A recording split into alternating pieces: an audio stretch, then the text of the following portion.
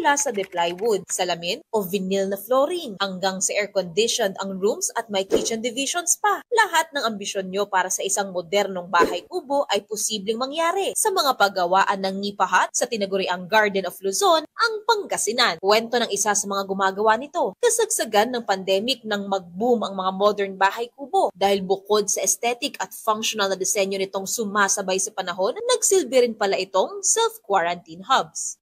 Yung mas lakas ng mga customers namin dati is doktor. Kumbaga yun po, ginawa ding quarantine. Meron din yung mga taga Maynila na syempre parang na rin, maraming COVID dati sa Maynila po. So may mga bumili ng mga lupa sa mga iba-ibang probinsya, ganun po.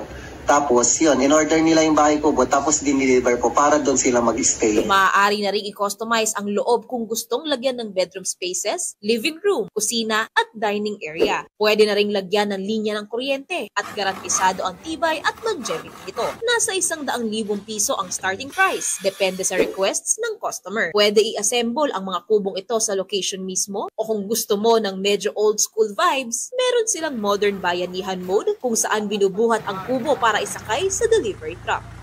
Importante pa rin yung bahay kubo sa kultura natin kasi kumbaga yung mga nasa probinsya ay yung mga nasa Maynila parang pag ma-feel pa rin nila yung probinsya vibes po, ganun po. Kumbaga nandun pa rin yung pagka ng Pilipino po. Yung malaking bahagi ng ating kultura ang mga bahay kubo. Kaya kahit sa pabago-bagong panahon, magandang malaman na nakakasabay rin ang mga ito. Mobile Journal, Marymon Reyes po, hatid ang muka ng balita. Pag-usapan pa natin ang modern bahay kubo kasama si Mobile Journal, Marymon Reyes. O Marymon, repeat after me. Bahay kubo. Magiging singer na tayo. Ang kagandahan sa tradisyonal na bahay kubo, Marymon, yes, presko sa loob, Nakita ko medyo binago nila yung bubong. Hindi ba mainit ito? Actually, depende rin kasi ito sa demands. Pwede naman, meron silang nilalagay na insulation para sa kung for example, ma-cool down naman yung loob ng bahay kubo. Pwede rin lagyan ng air conditioning, iba-iba pang mga appliances, ceiling fans. Depende ito talaga sa kagustuhan. Pwede rin naman siya yung parang alfresco pa rin na bintana na diretso hangin pa rin yung papasok sa loob. Minodify nila, para siguro mas matibay sa mga hampas ng malalakas na hangin. Yes, Pops. Okay, magkano ang diferensya ng presyo ng modern bahay kubo kumpara dun sa traditional? Pagka-traditional kasi, 50,000 more or less hanggang mga 100,000.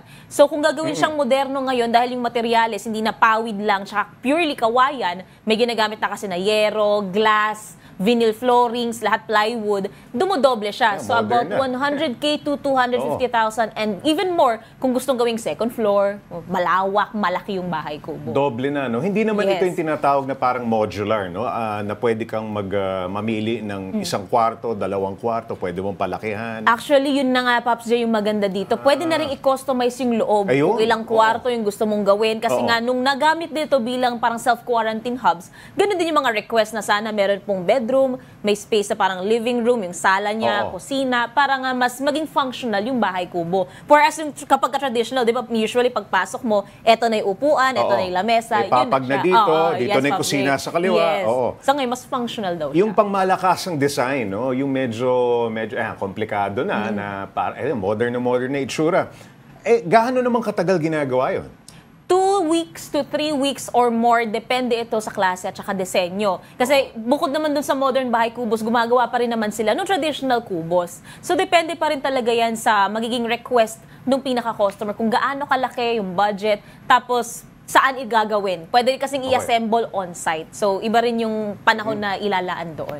Okay. Yung mga bahay kubo ay made in Pangasinan, Yes. Pero hanggang kung saan-saan naman nakakarating yung kanilang mga orders. May mga nagpapagawa ba sa labas ng probinsya? Actually, Pops J, ngayon kasi, yung Pangasinan, Garden of Luzon, so doon din talaga talamak yung mga kawayan, yung mga kahoy na ginagamit. Andun ang materyales. Yes. So, across Luzon, dito kay sa Lauristas Bahay Kubo, free yung delivery. So, pwede. So, pagka may tawid dagat, inaaral nila kung paano pa mas magiging effective yung delivery nito. Kaya ino-offer nila yung pag-assemble on-site. So, magbabayad ka. Okay, Siyempre, okay. medyo may additional charge lang yun para sa labor, yung costing, delivery, yung sourcing ng materyales. Pero, kino-consider nila kung yung paano gagawin kapag katawid dagat Ayan, na. na isasakay pa sa Yes, flatbed. yan yung Diba? modern bayanihan na bibit-bitin pa rin yung bahay kubo, Hindi na yung isasakay mga sa taong truck. nagbibitbit. Dahil, yes, dahil sa sobrang bigat na nitong modern bahay kubos, ang nangyayari, bubuhatin pa rin naman siya ng tao, paakyat dun sa truck. Tapos pagkadating naman nila on-site, ibababa nila sa truck, tsaka nila ilalapag na dun sa kung saan itatayo yung kubo. Marymount, gaano katibay ito kumpara sa traditional na bahay kubo? Traditional bahay kubos kasi matibay na talaga siya dahil sa structure ng mga kawayan. Oo. Dito sa modern bahay kubos, parang reinforced yung structure niya kasi bukod dun sa kawayan na posibleng ginagamit for walling, kung ano yung gusto nila, pwede rin kasi for aesthetics ito, gumagamit na rin dito ng plywood, ng yero, ng glass. So more or less pareho pa rin, if not, mas matibay ito kumpara doon sa kumbaga yung stability niya pagdating sa calamity kasi pagdating sa wiring ng kuryente, dino-double check din naman daw nila ito para hindi magkaroon ng mga problema pagdating sa kuryente, sa tubig, kung may papasok man, lahat-lahat. Nakita ko yung mga model houses na na-feature mo no, dun sa iyong report, puro residential. Yes. Wala bang mga, halimbawa, satellite offices or school? O kung iba pa mga structure na ganito ang itsura? Actually, Pops J, pagka naglibot tayo sa Rizal, marami doon yung mga bahay kubo na ginagawang Airbnb. So yung nabanggit din Usong-uso yan, Yes, so online, yung nabanggit ni Sir Neil, inaaral nila ngayon kung paano pa mas madedevelop yung structuring ng mga bahay kubos. Depende Kung sa needs yes, nung mag-order. of course. Kung pwede daw nilang Pwede mo lagyan ng swimming pool siguro. Pwede, Sige. Pops J. So, depende na to, syempre, budget, ano ba yung gustong gawin ng mga customer. And anything is possible daw dahil nga sa parang yung limitless possibilities ng construction. Anong purpose? No? Pwedeng maging barak sa limbawa Yes, ng correct, mga Pops J. magtatrabaho, di ba? Tama. Okay, etong mga bahay kubo na ito, matagal na ba nilang ginagawa at may pinagbasihan ba sila na model para gawin ito? Yung modular houses kasi, nauso yan ng pandemic, nakikita Yes, ko marami absolutely. nag-o-offer niyan. Correct. Ito ba malapit doon sa ganong modelo? 20 years going strong yung pinaka-business ng bahay kubo nila Sir Neil Christian Laurista. Tagal na pala. Yes, ganun katagal. Pero nag-boom yung modern bahay kubo sa observation nila during the pandemic.